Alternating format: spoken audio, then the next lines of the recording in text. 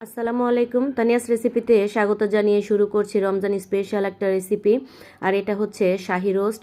আর এই রোস্টটা খেতে সবচেয়ে বেশি মজার হয় আর আমার ছেলের খুবই পছন্দ। আমি এখানে চিকেনগুলোকে সুন্দর করে ধুয়ে তেলে ভেজে নেব। আর আরও একটা উপকরণ রেডি করে নিচ্ছি, সেটা হচ্ছে হাফ কাপ বেরেস্তা, হাফ কাপ টক দই আর 4 টেবিল চামচ চিনি কিশমিশ দিয়ে আমি ব্লেন্ড করে রেখে দেবো। এটা পরে আমি ব্যবহার করব। আর আমি যা যা উপকরণ ব্যবহার করেছি তাই তাই দেওয়ার চেষ্টা করবেন আসল টেস্ট পাওয়ার জন্য।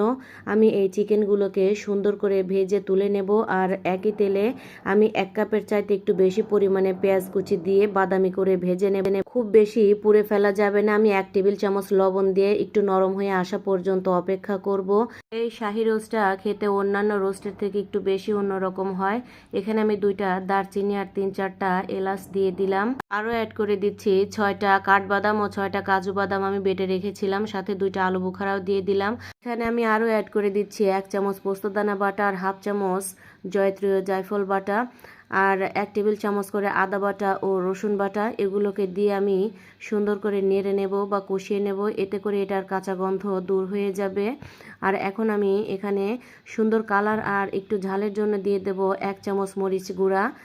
আর আমি সামান্য পানি দিয়ে এটাকে কষিয়ে নেব 1 মিনিটের মতো। এখন আমি এখানে আরও অ্যাড করে দিচ্ছি আমি যে টক দই কিশমিশ চিনি আর বেরেস্তার পেস্ট রেডি করে রেখেছিলাম, সেটা দিয়ে কষিয়ে নেব। তো এই উপকরণ দিলেই রোস্টের টেস্ট বহুগুণে বেড়ে যায়। আর আমি রোস্টগুলোকে দিয়ে অনেকক্ষণ কষিয়ে নেব সুন্দর করে। আর কষালে পরে রোস্টের টেস্ট ভালো আসে। আর একবার শুধু এটার কালারটা দেখুন কত সুন্দর হয়েছে।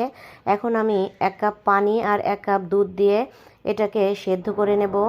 যেহেতু শাহি রোস্ট তাই এখানে ঘন দুধ ব্যবহার করতে হবে। অবশ্যই 500 গ্রাম দুধ জাল করে 250 গ্রাম করে নিতে হবে। আর এটার কালারটা শুধু একবার দেখুন কতটা লোভনীয় হয়েছে। অনেকেই রমজানে এগুলো খেতে পছন্দ করে না, তবে আমার বাসায় আমার বাচ্চা এগুলো খুব বেশি পছন্দ করে। এখন আমি দুধ দিয়ে এটাকে ঢেকে রান্না করে নেব 10 মিনিট। 10 মিনিট পরে ফিরে আসছি। এটা শুধু ফাইনাল লুকটা দেখুন। এখন কিছু কাঁচামরিচ আমি ছড়িয়ে দেব। আর আমি আরও 1 টেবিল চামচ পরিমাণ ঘি দিয়ে দিচ্ছি। আর এটা দিলে একদম পুরা শাহি একটা ফ্লেভার পুরা আপনার বাসায় ছড়িয়ে পড়বে। আমি কাঁচামরিচগুলোকে দিয়ে একটু ঢেকে 5 থেকে 6 মিনিট রেখেছিলাম। আর এটার লুকটা দেখুন কতটা লোভনীয় হয়েছে।